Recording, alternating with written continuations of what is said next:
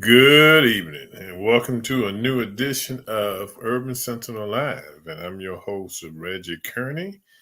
And we're just going to hang out for a little while, talk about some of the current events that are going on in our country now, maybe going on in your local neighborhood or state. Just wanted to chop it up for a little bit. So, hope everyone is doing well. Hope everyone's been having a good week so far. Uh, Hope you just out here enjoying life. The only complaint I got tonight is the wind. And I tell you, when you use satellite dishes like Direct TV, your signal gets jacked up constantly. Earlier, I was trying to fix my signal. Basically, I'm streaming right now my television shows. Uh, but I guess that's the price you pay for using a satellite dish with Direct TV, clouds, wind, and weather and things of that nature. So it comes and goes, comes and goes. So let me see where we're gonna start at tonight. Well, the weather was good today here in the DMV. Before it rained, we got into the 60s, so that's a sign of spring is right around the corner. But looking at national news, we got to find out what's going on here. Uh, see how these presidential primaries are doing today. And let's check in with NBC, see what's happening, see if anything is being said about what's going on. I'm sure all you all have heard about Macy's closing 150 stores nationwide. I think Amazon is killing a lot of people right now, and online shopping. Because I'm pretty sure Macy's has a lot of online shoppers, so I guess that's taking away some of the your foot traffic that we're going into the stores. So things are changing, and then when you look at AI, they're talking about AI might end up taking people's jobs and stuff. You got to be careful. I think we really want to have technology to the utmost, but we got to watch out there because people are going to lose their jobs behind AI. Because companies can figure out a cheaper way to do it. They will do it. Now you can look at some companies, even like McDonald's, now has cut out a lot of people now because basically you go to a kiosk in some of them and make your order. So things are changing. When you can take out some of the people that help you out, some of the employees, and things change. Things will change. So let me see. What is Chris Haynes talking about? Nothing yet. So I guess the polls. Well, I see Khaki Man is coming on. He brings in all the results and stuff, and he's talking. Oh, polls and While you're looking for that, I found something you might be interested in. Apparently, Donald Trump Jr. is trying to convince a small set of the community or the nation to vote for his dad and everything. So there is an article that I found. It was actually published, it looks like, in Newsweek. But Mhm. Donald Trump Jr. is seeking to convince members of the Amish community Oh throughout the Lord. U.S. to vote Republican in the 2024 presidential election. He said, in 2024, we need and all of the above voter strategy, Trump said. And he wrote this on Twitter. That means voter registration at gun shows, concerts, UFC fights, and even in Amish country. So he's thinking that the Amish are going to maybe help him get over the top, but he's thinking that definitely they need to go out there. So he's saying in states like Wisconsin, that was decided by 20,000 voters in 2020, could gun owners actually win statewide elections and therefore win the presidency? At least that's what this guy, Scott Mhm. Pressler, who is the Early Vote Action founder, said. And I think that's who was talking to Mr. Trump Jr. and everything. So maybe they're going to go after the Amish vote. I didn't know how they voting bloc, but apparently they did and all in that space because even Trump Jr. responded in an interview by saying that hunters in Wisconsin are grossly underrepresented and that they're probably going to go our way as to how they will vote. So definitely he's looking like I said, the largest Amish population in the U.S. is in Pennsylvania, and there's roughly 87,000 there. Other states with large Amish populations include Ohio, Indiana, Wisconsin, New York, Michigan, Missouri, Kentucky, and Iowa. So it does look like even though it's a very small portion of the population, maybe Biden is hoping that the Amish are going to cover him, just like he made that statement that all black folks needed to vote for him, meaning the father did, because we can relate to the fact that he had been indicted, and we've all faced criminal charges and have all been persecuted at one time or another. So he felt that we should step to his defense, as we too have been persecuted like he has been. So I don't know whether you think that this Amish strategy is going to work, or this strategy of trying to appeal to the fact that we have been persecuted just like he has been persecuted, according to him. Well, let me see. Michigan doesn't close at 9 o'clock, and you got to realize the Amish are not worldly people. Okay, so they're not going to vote for anyone. They don't get caught up in what's going on in the world. I mean, we have a population here in my area, and when you ride by, if you ride by there at nighttime, you wouldn't even know the house was there.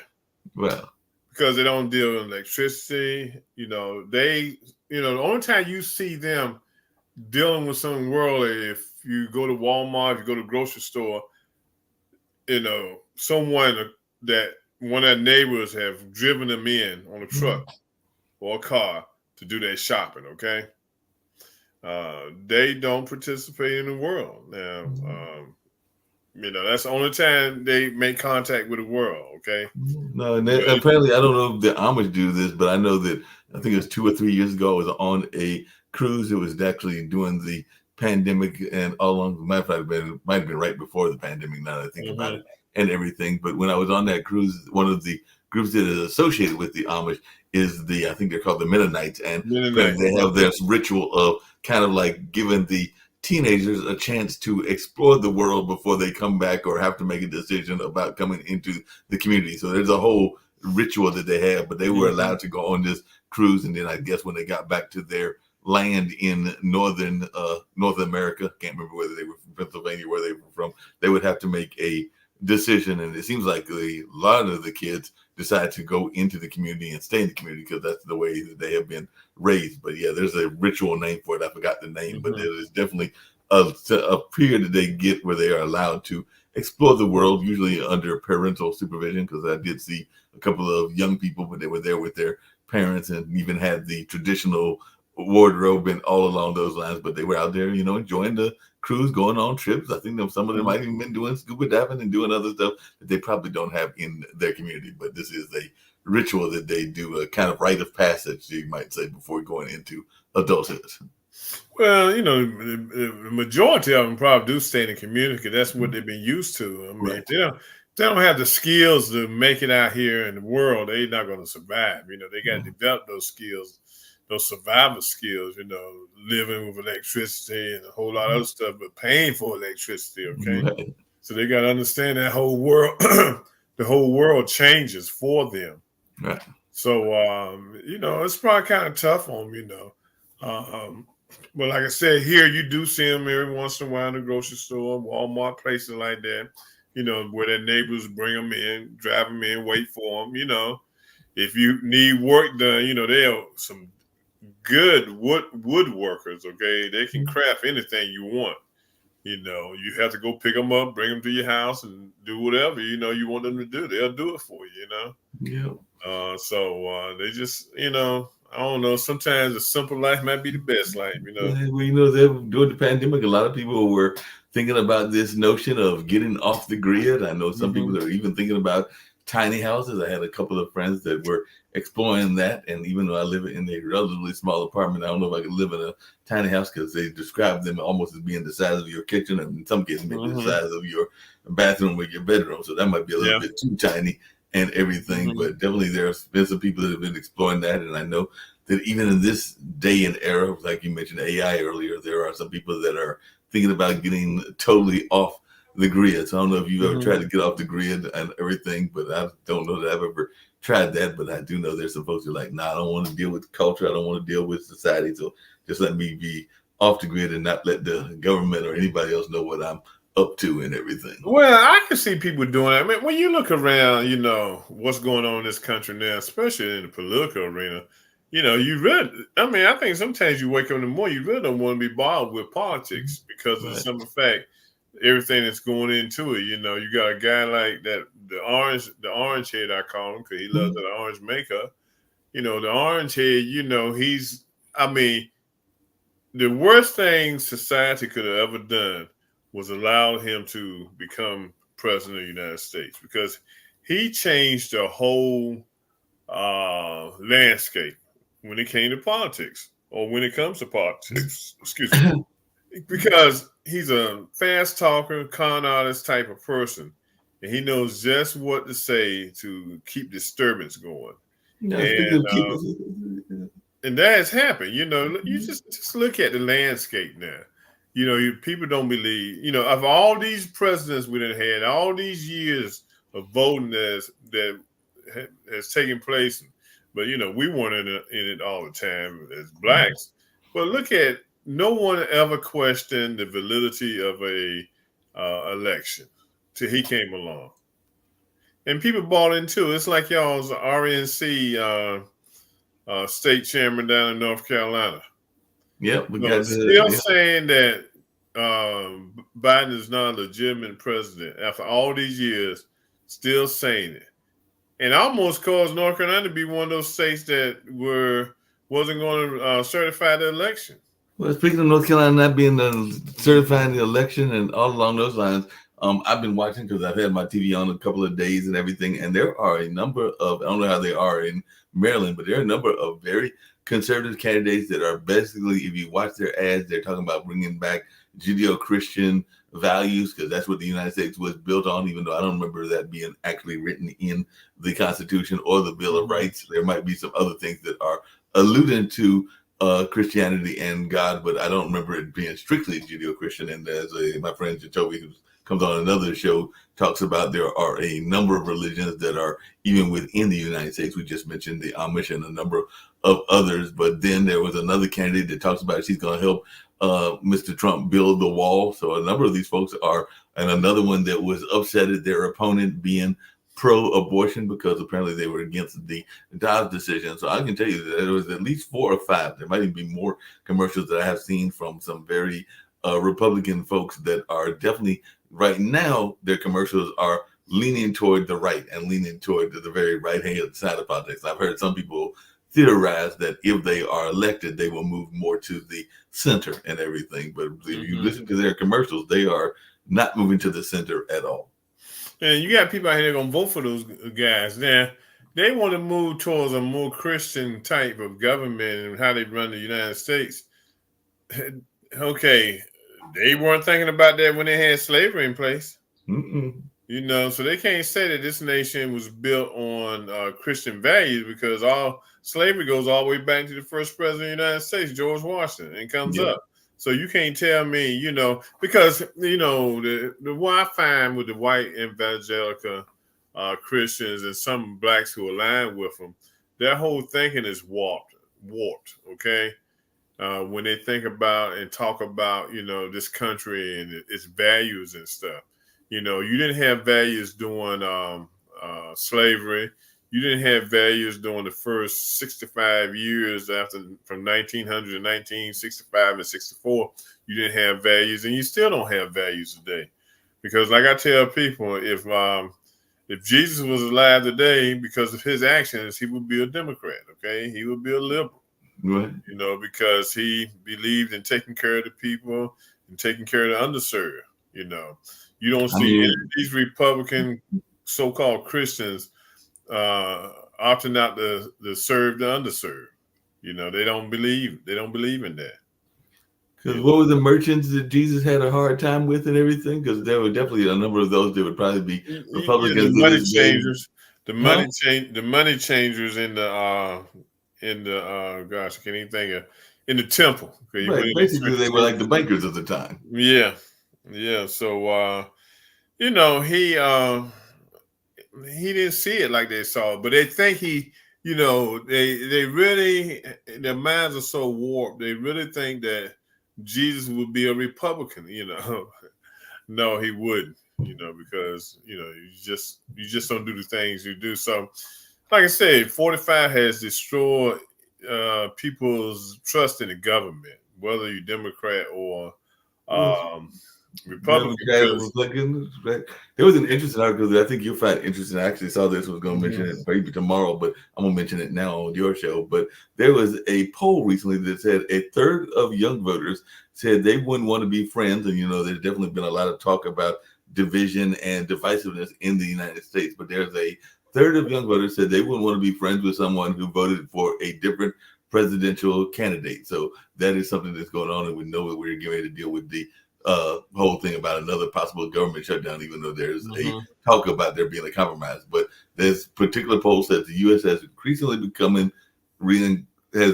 increasingly become politically polarized in recent decades. A third of the respondents in a recent poll said that they can't even be friends with a rival party supporter, and a similar poll in 2016 found that 7% of voters reported friendships ending because of the election. So, as the 2024 presidential election quickly approaches, a large number of young adults say they're willing to be friends with someone voting for the presidential candidate of the opposing political party. And this was actually conducted recently. So it was conducted between February 3rd and Valentine's Day by the Generation Lab and Axios, and they polled 1,073 young adults and revealed that 33% of respondents said they would definitely not, or probably not, be open to being friends with someone who voted for the opposing party's presidential nominee, selecting the Republican former president Donald Trump or Democratic current president Joe Biden specifically. So I just wanted your thoughts around this polarization, because definitely they're saying that there is increased political polarization in the country, but it isn't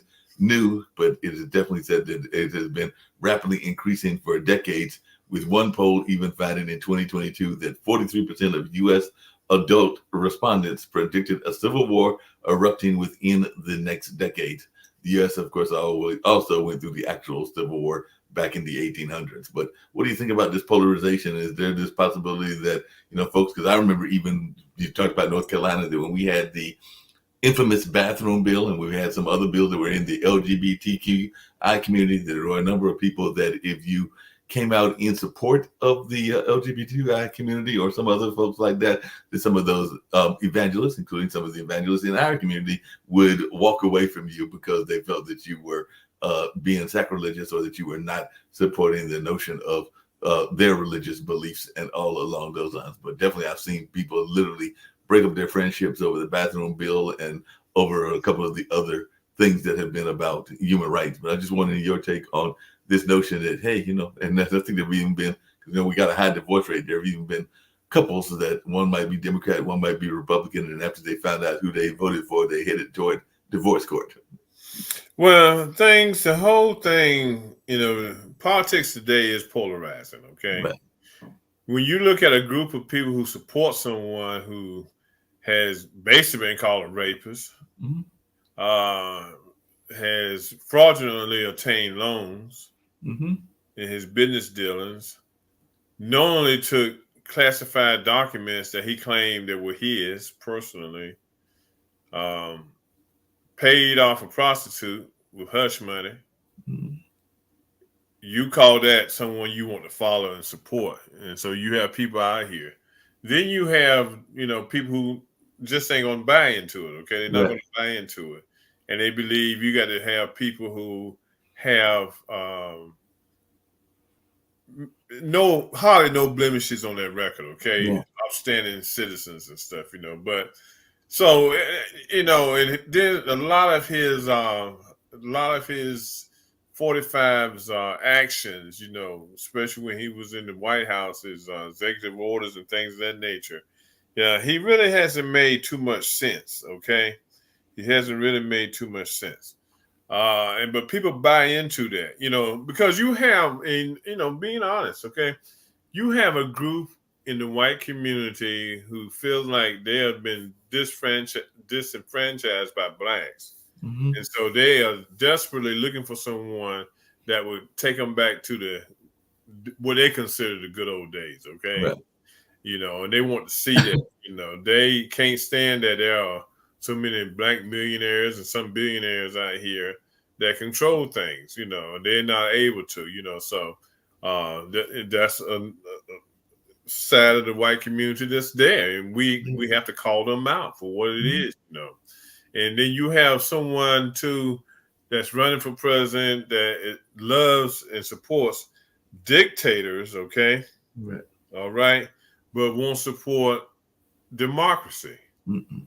okay. And so, and like a lot of people say too, if you allow him back in the office this time, he'll never leave without you going in there and dragging him out, because he's going to fix the government so with his group of numbskulls that are willing to ride with him, that he's going to fix the government in such a way that even Congress and the Senate won't be able to hold it tight. Okay. Well, Reggie, do you think that, because I've heard this before and everything, and there's supposed to be safeguards between it happening, but do you think that if he actually gets elected, he will turn the government into a monarchy? And definitely get into this situation where he will be able to have more than the 2 terms that you are allowed and everything? Because do I you think think he that he will? will.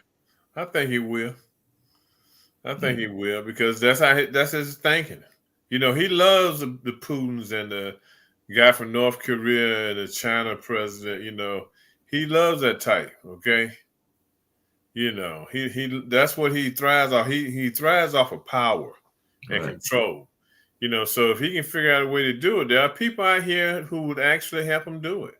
Yeah, there are folks that, but speaking of Mhm. folks that are helping folks, and they're, North Carolina, you mentioned it earlier, is a swing state. So they have Mhm. sent Kamala down here several times. As a matter of fact, she'll be in my fair city on Mhm. this Friday on March 1st, I think, talking about some of the positive things, including Mhm. infrastructure and other things that it is felt that has been done under the administration with her and President Biden. So I just wondering how effective do you think these trips can be to North Carolina, because she's been here. I think this might be her 10th or 11th time. I think she was recently in Charlotte, and she was here in the Triangle once before, and I'm sure she'll probably be hooking up with some of her, I believe she's a Delta, if I remember correctly, but be hooking up with some of her sorority girls and all along those lines. But she is definitely scheduled to be here on March 1st and is apparently getting out there more and more as this is an important swing state. And we're coming up on Super Tuesday, a week from today and everything. Well, you got entity out there right now who's all on top of Biden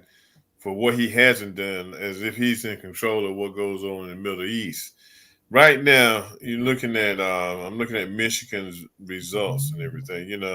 Right now they got uncommitted Democrats 11,000. Okay, their plans were for 10,000. Okay, Right. uncommitted. So what's going to happen now? I think the threshold is 11%. If they get to a 12% or either 15%, I want to say it's 15%, then there'll be delegates walking into the Democratic National Convention where they are at 15% now. You're going to have a group of delegates walking into the convention that's going to be uncommitted, okay? Right. Then those same people, the Palestine community in Michigan, they're talking about, if things don't change before the general election, setting out the election. Mm. Well, you got to realize Biden only won Michigan by 120,000 votes or so the Right. last round. Any deviation from those votes will allow 45 to win Michigan. And they were interviewing this one lady on ABC News tonight. She said, "Hey, so be it. If we got to, gain, if we got to go through a little pain to gain what we want to gain, then it's worth it." So they're willing to give up. They're willing to throw Biden out the White House because they're upset because of the ceasefires and that Biden hasn't pushed Mm-hmm. in the Middle East. They're willing to allow Trump back up into the office because they mad. Okay, Yeah. which is a dumb, and I'll be honest with you, I've always thought too that one day there has to be a reckoning in the community with the Democratic Party, because of the way I feel that the Democratic Party has served the black community at times. There has to come a day of reckoning. Well, But it that might be day, a day of reckon. It might be a day of reckoning on a couple of things. Because you're saying that yeah. it's 15% there in Michigan, and I'm thinking that Mhm. even though I don't think they voted yet either, but if you think about places like Texas, Arizona, and even to some degree in New York, and I can even argue New York, I mean North Mhm. Carolina and Florida, that have a large Hispanic population, we do know that a lot of the Hispanic, and that was actually supposed to be a Kamala issue because she's supposed to be in charge of some of the border Mhm. conversations and everything. But there are a number of folks in the Hispanic community that are not pleased with the Biden administration. Not saying that they were overly Well, pleased with Trump and they didn't necessarily want a wall. And they, like I said, one of the candidates here promised that she would help build mhm. the wall and everything. But there are a number of, and one thing we got to remember, and I think that we sometimes forget it, even though here on Mhm. the network we have a show that is Spanish oriented called Mhm. Que Pasa Moher, What's Up Mother, and everything. But Mhm. that being said, that is not a monolithic community. There are about 40 or 50 countries within Latin and Central Mhm. America, and that's just a guesstimate because I don't have my map in front of me. But there's still Mhm. quite a few countries in that area. So I can tell you from having people in that community that Honduran food and Mhm. Colombian food and even some of their music and views are not necessarily the same. We can even look at the way that the Cubans and the Haitians were treated partially over Right. skin color if we're looking at the Caribbean as well. So definitely, it is not a monolithic community, and even some of those that may look alike, it's kind of like the Asian community. There may be some that Mhm. look alike, but they don't necessarily have the same views based on where they were born and some of their own values and some of the things that they were taught and trained in their various countries and Mhm. everything. And Well, even like I said, you're gonna have issues. Okay, we have to come up with an immigration policy right. that's fair. Okay, something has to be done. It's going to come to a breaking point. I don't know how many years down the road that we're not going to be able to handle everyone that's coming across the border, even coming in through New York or coming in legally. We're not going to be able to handle it. Okay, But but everybody. but Reggie, isn't part of the problem with that is that we have, and I kind of alluded to it with Haiti and Mhm. Cuba, but don't we have a double standard because we're allowing quite a few? I think it's H-2-1. It's a type of visa that a number, and I'm probably saying the name wrong, but it's a number. It's a visa that a lot of the folks that are in the technology field, which we know a lot of the Indians and maybe some Pakistanians Mhm. and others are coming in here and are able to stay here a lot longer than say some of the immigrants that are coming up from say in El Salvador or Mhm. Mexico and are doing more blue collar or farm type labor. So we treat the immigrants different even based on what they are doing because there's even one of the guys that is on this network and he's actually the person that helps us and sometimes conducts our news show and our world politics show Mhm. talks about is that a lot of these people are running major corporations, whether that's here in North Carolina or in Maryland, D.C. area and everything. And some of these are big corporations that are part of what some people call FANG and all along those lines. So they're in the kind of like big agencies like the Amazons and things along those lines. But I was just wondering, and they are running a number of these high level tech companies, but they are treated much differently than some of the lower level Well, the folks. thing is, they are in these positions because we haven't been trained. Right. We haven't been trained in STEM in a lot of these organizations, and I mean our organization skills aren't as strong as some of the people that are coming in from other countries. I think one of the things that we haven't done in this country is put it really put education first. Okay, Mhm. we got the Duke Universities, the UNCs, the Harvards, the Yales, the Princetons, and all that stuff. But we're not turning out people that are capable of running these large companies. Okay, really truly are able to study a company and analytically and operate that company.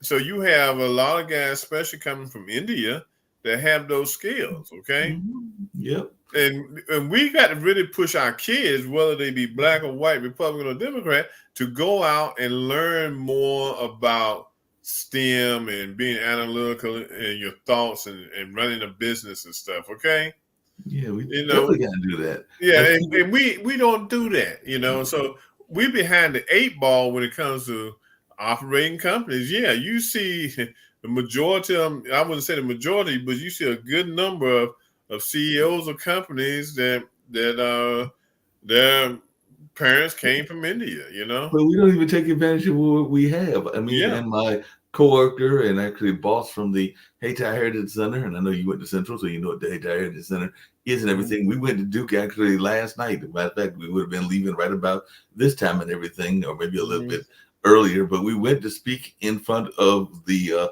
service week because you know a lot of universities will have a week of learning about organizations and learning about different Mhm. things that they can get involved in and all in that space. And Duke is doing that this week. And we Mhm. spoke in front of, I'd say roughly without having a count of the attendance, but I would say it was about 30 or 35 students. And I want to say, even though it was a Black History presentation about Hayti and Black Wall Street, I think that I saw maybe out of that 35 or 6 of our community that was actually at the event. And this was my second time recently speaking at Duke. And then the other one is maybe 2 or 3. Whereas a lot of, not knocking them for wanting to know our history, but it was a lot of Europeans and other cultures that were wanting to learn our history more so than our own folks. So that's Mhm. something we've also got to do better at in that sense. I did have a quick question for you because I know that you graduated from Central and you are a big fan of Mhm. HBCU. So just slightly pivoting the conversation slightly, Mhm. there was some bad news that came down today and everything. St. Aug actually lost their accreditation and all along those lines. So I just wanted your take on that. There is some hope that they will be able to get accreditation from another accrediting source, but the one of the major accreditation sources, they lost their appeal because they'd already lost the accreditation the first time. So now there is concern about the future of St. Aug. And of course, we do know that in the state capital, the 2 HBCUs are St. Aug and Shaw. But I was just wondering your take on this bad news that came down, as they are definitely in some serious Well, trouble. the problem with the HBCUs versus the PWIs is that support, monetary support, isn't there. Okay, St. All has been struggling.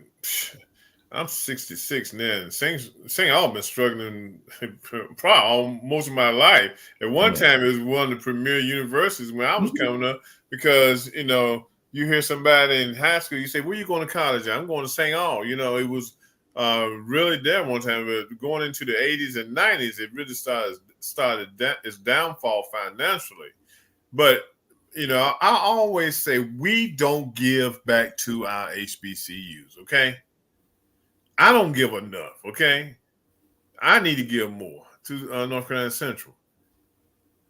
I sit back on Saturday afternoons, looking at sports, whether it be football or basketball, and I look at the number of spectators that attend HBCU football games, which is a little higher in most instances. But then I look at Because some they're of the doing smaller. tournament time because it's a major one right now. The CIAA is Yeah, that's in the coming midst up. of That's going on right now in your right neck of the now. woods. But you take. Yeah, I look at a couple of the CIAA games that come on TV, and it's hardly nobody there. So we don't. I mean, yes, the stadiums are small, but we should have those stadiums filled. Okay, Right. we don't support. We don't. We do not support. We get the degree and we leave, and we forget that that a university needs help. And I think if the alumni of St. All came together and helped pump money into it, they could be sustainable and Let's everything. pivot. Because when you lose your accreditation, you lose your students. Because those students, the government, U.S. government, doesn't recognize you as if you're not accredited. They don't allow you to pass out financial aid using Speaking of government which, funds. there was a major lady, and maybe Shane O can have some of this luck as well. Mhm. And I've got to look up her name, but there was a school just up the road from you, up in New York, and they are apparently a majority woman college and all in that space. But it is a medical school, Medicine and school got $1 billion. got $1 billion. So the Albert Yeah, Einstein School, which is 59% women, and definitely looks like it has a number of people from other countries, including the right. Netherlands, Qatar, Uganda, and a number of other places. And I know that in one of the pictures I saw, there was a sizable population. I'm not saying it was a majority, but a decent Mhm. population because it's definitely in the Bronx of minority representation and all in that space, but it does look like this particular lady that was maybe a person that went to that school, Ruth Gutzman, gave $1 billion donation, which will cover its tuition at the Bronx Medical School forever. So this is Mhm. and she was the widow of a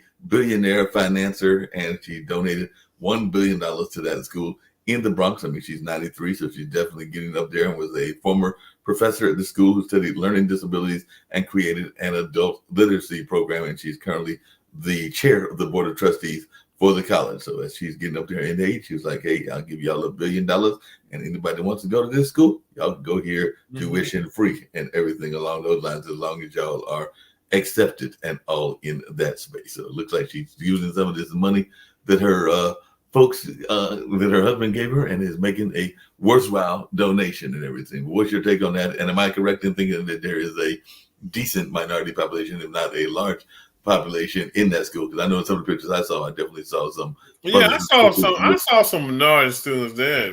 Weren't that many With, because we pick and choose our medical schools we want to go to.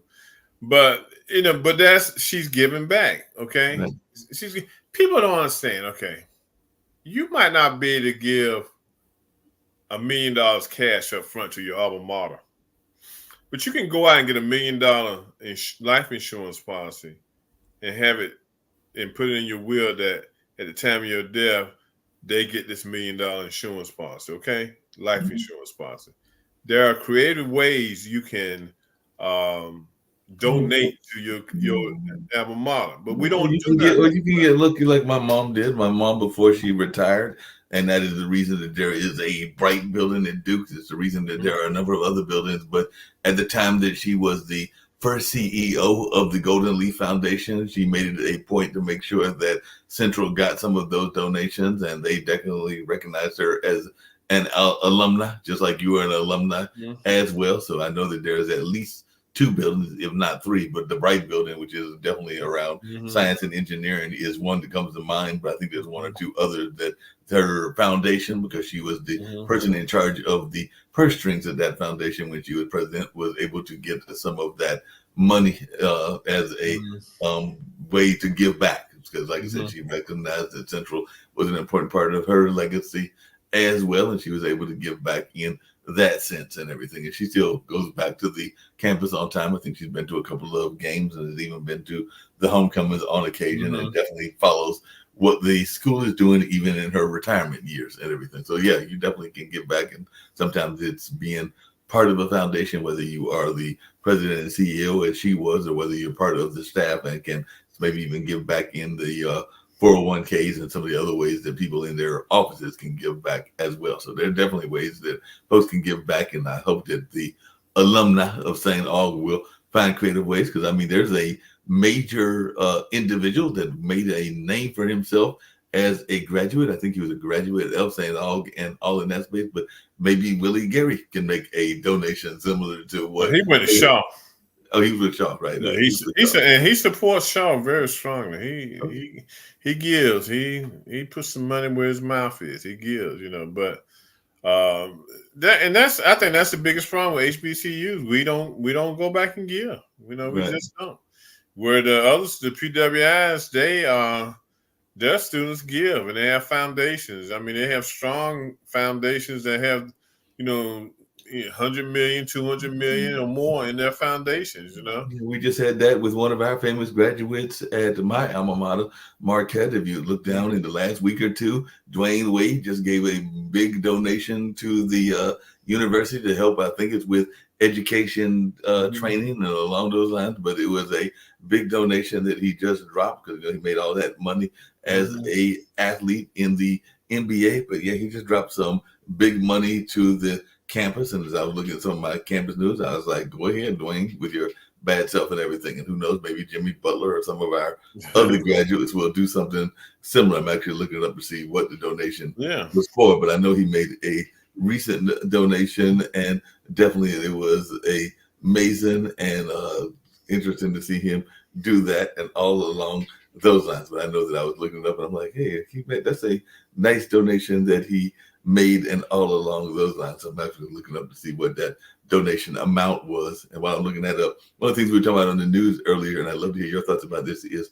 anime is very big. And you were talking about corporations. Apparently, McDonald's in certain places, I think in New York and other places and in California, you might drive by McDonald's and you might be shocked because the M will not be an M anymore because they are tying in to an anime film and all along those lines. So there will be McDonald's. So the M is Mhm. about to be turned upside down and it's going to be McDonald's for at least a while and all in that space. I just wanted your take when these people do these kind of unique promotional things because apparently it's tied into an anime series, and I'm not that big in anime to know enough about the series to know what that is all about. But I do know that it's tied into that, and it's supposed to be lasting for a while. And they even say that in some places might go there and you might get the whole movie experience as well. I think they're gonna have like maybe some screens on the tables and some other unusual things that'll be going on. But yeah, it was last month, but Dwayne Wade made a $3 million donation to Marquette, and all in that space, and it was a charity donation that he made. So it was great to see that he made that after leading the Golden Eagles to their last Final Four appearance. He announced Mhm. that when he attended the game against Villanova, and it will grow the school's summer reading program for Milwaukee children, establishing a Wade Scholars Program benefiting low-income students and expanding the university's athletic and human performance research center, which will include a new practice facility for the men's basketball program. So it was both involved in literacy, like I thought it was, as well as some of the things to help the athletes on the campus as well. But yeah, he gave a nice little sizable chunk of change there. Mhm. And some of them are doing that, but like I said, we do have some people at out there from HBCUs that do have the withall. Mm-hmm. Not probably not as much as some of the people at the PWIs, but the thing is, like I said, we got to come together in numbers to come to pool our money together to support our HBCUs. Because I'll be honest with you. Unless they raise some money, I mean, St. Aug gonna close that door. I mean, Yeah, that's what I'm afraid. I'm afraid they're going to close their doors, yeah, and I because know they've there been was down some. this road before, and they got by, and they came back. Shaw went down the same road, but the alumni at Shaw came together and they made a difference. Right. And that's what you got to do. Because like I said, the biggest funding that St. Aug probably gets was based on financial aid. Then they lost accreditation. The students not going to get financial aid. So what's going to happen? Those students are going to leave Mm-hmm. and go to schools where they can get financial aid at. Yep. They're going to transfer. So I hate to say it. I think they might, be on that last leg. You know, Yeah, I can hear you. That might be right about that. I was yeah. going to come back just briefly to politics because one of the things that happened yesterday or last night, some people are thinking that it is Biden trying to play to the young vote. And I mentioned some of the young votes and some of their thoughts about people that are voting in opposite parties from them and everything. But Mhm. apparently last night he was on the Seth Meyers show. And of course, we Yeah, all yeah, remember so the situation with Clinton and the mhm. saxophone in Arsenio Hall. But I was just wondering your thoughts around this notion of Mr. Biden, President Well, Biden, still trying to he show that he is vibrant and that he is relevant to today's. he's that's a big audience. I think one mistake he made was not being on the Super Bowl, not speaking during the Super Bowl. I think that was a big mistake. You got 60 million people now. All 60 million people aren't going to support you, but you got a wide audience there to lay your message out, just to say hi. Um, and make a little small little speech. So that goes a long ways. Like I said, politics in this country stinks right now. On Yeah, both well, not sides. just politics, but apparently entertainment stinks as well. Because the other thing that I Mhm. saw is a lot of people were following because of the Super Bowl, they were following the game, they were following the Usher halftime, and they were following the relationship between Taylor Swift and Travis Kelsey. But now Mhm. apparently Taylor Swift is coming to the aid not of Travis, but of her father, because apparently her father got involved in a little bit of a scuffle and all in that space. So definitely Yeah. there's going on in the news too. As I know, as Mhm. a father yourself, your take on this gentleman, I guess maybe coming to the aid or the support of his daughter. I don't know what the scuffle was all Well, about. Apparently, he I got in a can't little bit of a scuffle. understand the whole scuffle. The first thing I couldn't understand why was Taylor Swift coming out with an umbrella over her head. That I didn't understand when she had been in all these Kansas City Chief football games and her picture's been taken 100 times, and then all of a sudden, this one night she doesn't want her picture taken by the paparazzi. I mean, it's crazy, man. It's a bunch of craziness out there, So I Well, guess he was trying to protect her from one of the guys, the paparazzi, and the guy claims that her father hit him in the face. So I don't know.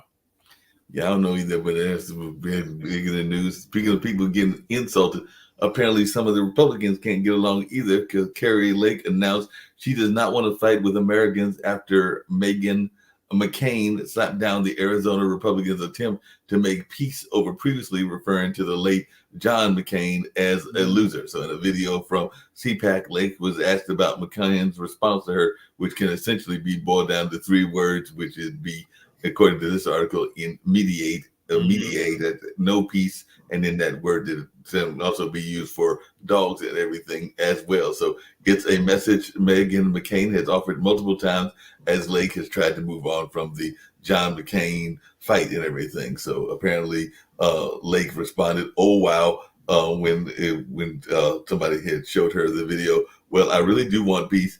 I want to come together. I don't want to fight with Americans. There's too much at stake. So apparently, Carrie Lake is trying to say that she wants a peace, even with folks that are definitely in a different stand frames. In an interview with Qatar, Lake told Republicans to grow a thicker skin and learn to take a joke after she was confronted by 2022 campaign comments in which she referred to McCain as one of a handful of losers produced by the state of Arizona. She told McCain Republicans to get the hell out. So definitely later she'd lose Lakewood in her Arizona gubernatorial bid, and sometimes she's chalked that up to unfounded claims of fraud, which have thus far been shot down in legal battles. So apparently she's been learning from Mr. Trump. So apparently she's closed out loud Trump, and she's learning from him because she's claiming that her election was a fraud as well. But like I said, Megan McCain, the daughter of John McCain, is not having that at all. Matter of fact, her quote is, "Carrie Lake is trying to walk back her continued attack on my dad and family and all of his loyal supporters after telling them to get the hell out. Guess she realized she can't become a senator without us." McCain wrote, "No peace, B. We see you for who you are and are repulsed by it." So apparently there was not a lot of love lost between Carrie Lake and John McCain's daughter. Well, she was just following the orange hairs lead when she did that, trying to be up in his favor and stuff, and it backfired on her. And It so definitely backfired. she finds herself in a losing campaign now. So now she's trying to make amends to try to gain those voters back. Speaking of folks trying to make amends, and these people keep putting the foot in their mouth, but there is now controversy erupting over Marjorie Taylor Greene because she called a transgender admiral, Rachel Levine, a mentally ill man. So she came under heavy fire for her derogatory comments regarding transgender federal official Admiral Rachel Levine, and Greene's remarks specifically targeted Levine, the first openly transgender federal official confirmed by the U.S. Senator, and provoked an online backlash. So even though there are definitely folks that are coming from different aspects, but as the Assistant Secretary for the Health for the United States at the Department of Health and Human Services, Admiral Rachel Levine is well known for her support of care that is gender affirming. So definitely looks like she's part of the gender affirming community, but apparently our fine friend over there in that area of Georgia, I think is where she's at. But yeah, she was filmed talking about how climate change, and apparently Admiral Levine has some interesting comments as well, because she was filmed talking about how climate change is affecting the African American community. And some people would actually argue that that is very true. But Greene attacked Levine's gender identity, misgendering her, and undermining her knowledge. So a number of people quickly criticized her social media comments, and apparently she's getting some flack because her tweet read, "Here is a man pretending to be a woman, claiming the climate is hurting black Americans more than others. This is the Democratic Party mental illness on full display." So definitely she is trying to say that these things that are being out there are not true, even though there's a number of folks that would argue that environmental racism is very real, and a lot of times it is impacting our communities, but maybe Marjorie Taylor Greene doesn't see that in her part of Georgia and everything. And apparently, she's not a big fan of folks that want to identify as however they want to identify. But yeah, there's Republicans. They're at it again. And you know that our good friend here in this area, Mr. Mark Robinson, told folks that he didn't want them going to any bathroom at all. He just thought that they should all go to the outhouse, meaning some of the transgender community. He had a quote that was somewhere along those lines and everything. So I just wanted your takes on some of these liberal conservatives and some of their outlandish things that they're saying. He got issues anyway, so he might be the one to go to the outhouse and stay out there, Don't come back into the regular house, because he's a mess. He is a mess. I don't know if I told you this, but I was totally shocked because he's a mess, but he's a bold mess. Because I think I told you that about 2 months ago, which would have been in December, we had our Christmas parade. Durham is a very liberal city. I mean, we just did a referendum asking folks to support a ceasefire in Palestine from the city council and all in that space. There was a very heated discussion. I think that was about a week or two ago and everything. But that being said, he came to the Christmas parade and was driving one of his cars and was coming through a very liberal town. So I'm going like, I don't know that you know what town you driving through and everything. Or maybe he got some different intel. He's trying to get every vote he can get. I heard that one guy down there who's running against him is raising a lot of money, so might have him on the ropes. But look, man, okay, let's be honest. At the end of the day, the white Republicans are going to end up electing someone white for that seat, okay? Yeah, because they've even said that he's too far to the extreme, because some of the white Republicans that are either more moderate or not as conservative has said that he is too extreme. But right now, it looks like Josh Stein, who is the Democratic candidate, will be running against Mark Robinson if we go by the polls, because Mark Robinson is right now severely ahead and everything. But like you said, things can change radically, and if they start dropping out and it becomes a one-on-one race, then one of those white candidates may win, and then it becomes more of what folks are expecting. Yeah, that's how they roll. That's how they roll. So no telling what we'll see. I mean, it's hard to say. But well, speaking of that, we only got a few more minutes to go, but I know you have said several times on this show, we had a Ukrainian guest on World Politics earlier and everything, that we need to spend some of that money here in the United States and not in Ukraine or in Israel. I know that that's part of the discussion, even with the Republicans on this government shutdown possibility. And I know that if there's a shutdown, some of your cohorts that are in your neighborhood might be impacted, because even though it's in DC, there are people in DC that live in Baltimore and some of the other Maryland areas and all in that space. But I just wanted your take on the 2-year anniversary, because it's been 2 years since Putin, speaking of those bullies, went into Ukraine and has been in this war. So I think this past Friday was the 2-year anniversary and all along those lines. And then also your thoughts around this government shutdown that they say is looming, even though a compromise is apparently in the works. Well, I don't think they will shut the government down. I think the one thing Harris is running into now, he isn't doing what they want him to do. He's, they asking him. There are some Republicans that want to get a year out of it, and I think the one reason want to get a year out is because, let me just take this down real quick. Yeah, there you go. Okay, the one reason they want to keep it a year, with the presidential election coming along, they want to do it a year to see what happens as far as, Congress, the House seats and the Senate seats and the president seat, to see who's going to be, running things, So that's one of the big decisions. That's some of the thinking that goes into it, But Johnson, I think he wants to do a piecemeal again, kick the can down the road for 3 or 4 months and kick it down the road again, So we got to get out of that mentality, When you look back at the old days when you had the old guys, the old line Republicans working, most of them are dead now, and the old line Democrats, most of them are dead. Those guys knew how to compromise, and that's what they did. They compromised and kept things going. until Newt Gingrich came along, and that just blowed everything up. You Newt know, Gingrich and Jesse Helms blew it up, and yeah. a number of other So ones, but yeah, they yes, blew it up. yeah. So But things speaking of have old guard, changed. speaking of old Thing. guard, there was an old guard that came to Durham, and he was actually trying to get people to vote and all along Mhm. that line. So he said, "I think North Carolina is going to defy the polls. I think we're going to have a large youth, middle age, and elderly turnout. Come on, North Carolina, let's get out and vote." But he has St. Joseph's, which is just down the road from North Carolina Central University, and Mhm. is the location now of what was, well, I mean, the new location is Hayti was the old St. Joseph's, is what I'm trying to say Mhm. and everything.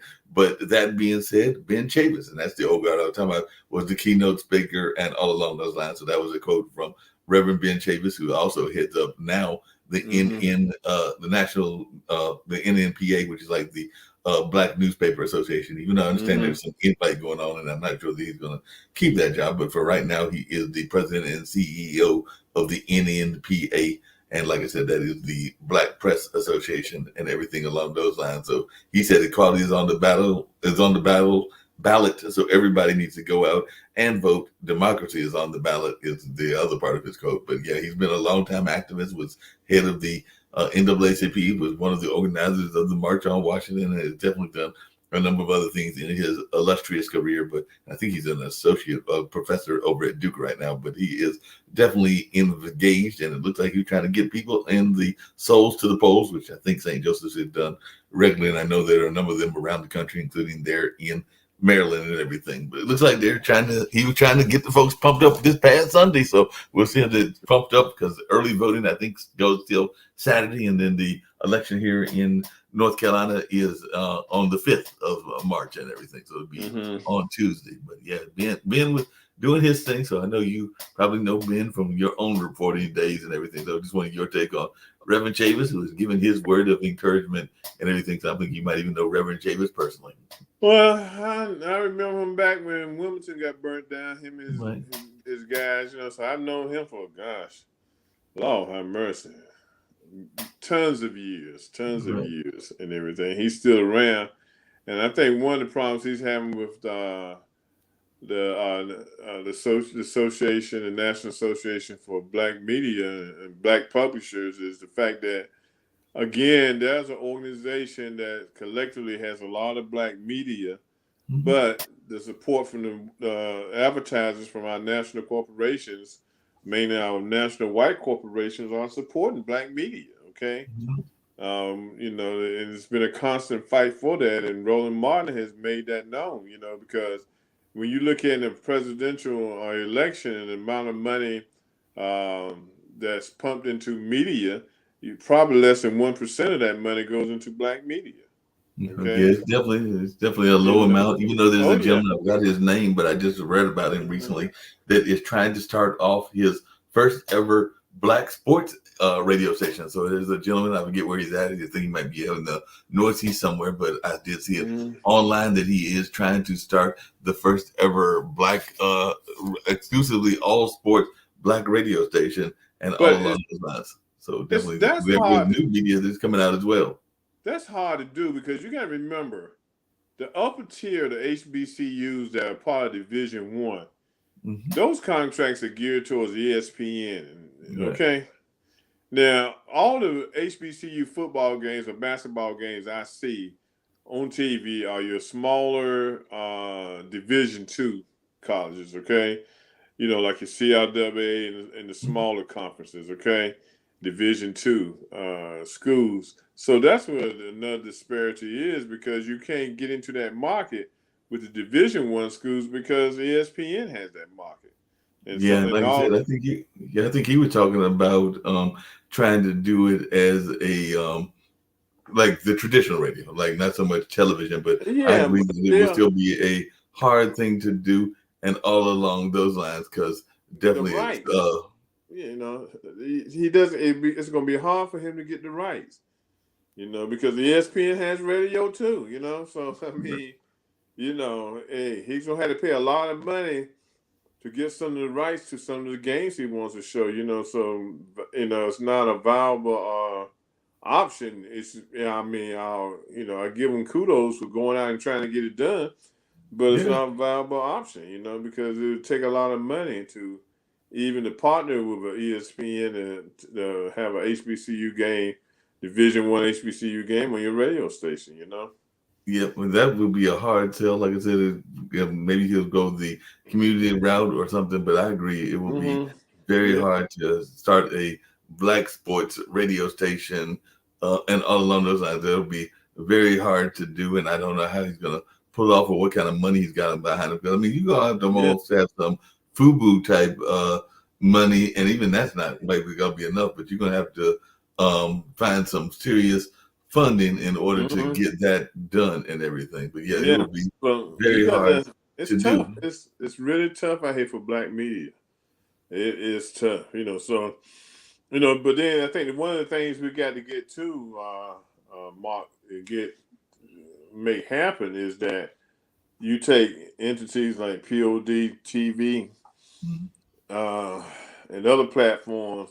We've got to get our a community to buy into those platforms, the different platforms that are out here, and Yeah. support those platforms monetarily. I No, was. just to let you know really quickly, I know we're winding down. We'll went a few minutes Mm. over, but that's okay. The gentleman is actually doing it in Detroit. So at least he's doing it in an area with a lot of sports and everything. But yeah, Detroit is set to get a revamped sports talk station with Odyssey 1270's WXYT flips to sports rap radio with an all black lineup of talent. So the Detroit News was first to report on this new look sports station. According to the report, Sports Rap Radio is headed by Rob Parker, along with retired NBA player turned agent BJ Armstrong and former college athletes Dave Kinney and Maurice Ways. So currently they are in Detroit air sports betting content from Odyssey's the BETQL network, as well as overflowing program from 97.1 The Ticket.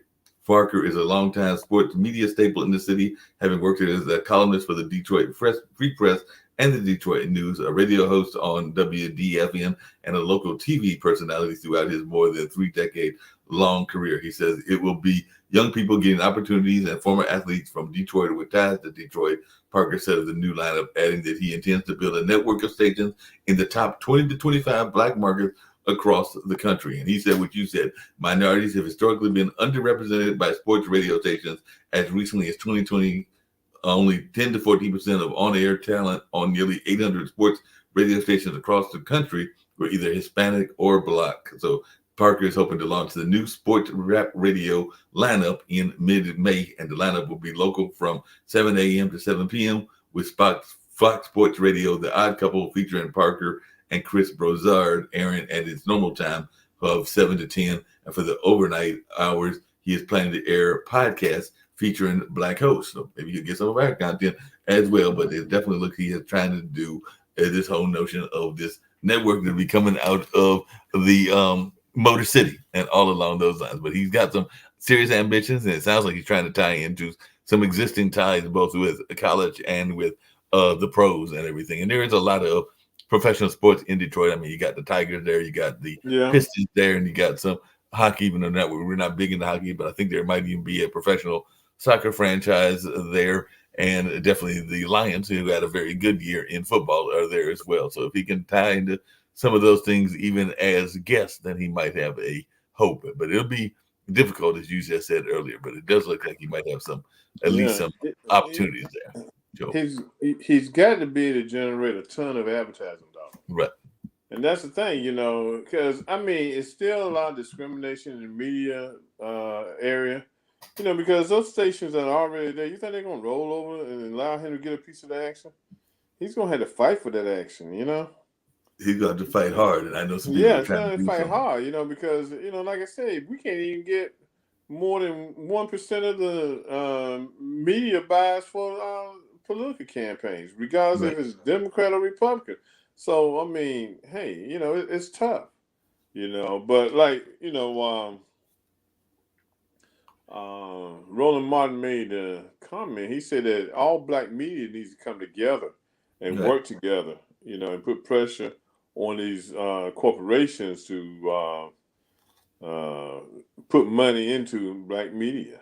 But You is your know, buddy doing anything with black media? Because I went to a thing that one of the I think it was one of the insurance companies or somebody was no, it was one of the like I don't think it was Mint. I can't remember who it was, but somebody was based in Atlanta and they had Mm-hmm. Tyler Perry on and all along those lines. I don't think it was MailChimp. It might have been MailChimp, but it was one of those organizations that was definitely involved in the computer lanes and data Mm-hmm. lanes and all in that space. But I went to the presentation where it was Soledad O'Brien interviewing Mr. Tyler Perry, and they were talking about his role in developing both new businesses as well as what he's done in the movie industry, and he was giving some advice to entrepreneurs. But I was just thinking, I don't know how much money Tyler has even given in his own advertising back to the black press, because I don't know that he advertises a lot, say in. And he hasn't either, So I mean, we getting beat both ways, That's what I'm saying. I And don't know that he's giving a lot back, even in his own community, because there is black press in Atlanta, and I'd be curious to see if Tyler has done a lot of advertising with that black press, or if he just right, this right. service. So it's tough out here. It's tough, but we're gonna get back. Well, look, my friend, let's go. Let's call Let's it a get ready night. to bounce on out here. Get ready to play that intro, outro. So we're getting ready to get on out here. We'll be back here next Tuesday. Who knows? Maybe we'll reach out either you or I to Rob Parker. We'll see if he wants to show up and tell us about this sports agency of his and everything. But Hey, call him up. See if he want to come by and talk to us, so we can pick we'll his see if he brain. wants to come and chit chat. Yeah, do that. Okay, everyone, have a good one. Thanks for watching Urban Center Live Show. You be safe the rest of the week, and we will see you again on next Tuesday night at 8 o'clock. Take care Not and be just next good. Tuesday, Be but safe. Super Tuesday. So you'll be seeing them on Yeah, Super Super Tuesday. We Tuesday. have a lot of politics to talk about. A lot No of doubt. politics. So look, get out there and vote, people. Get out there and vote. Okay, talk to you later. Thanks a lot, Talk to you Mom. later. Talk to Bye. you later.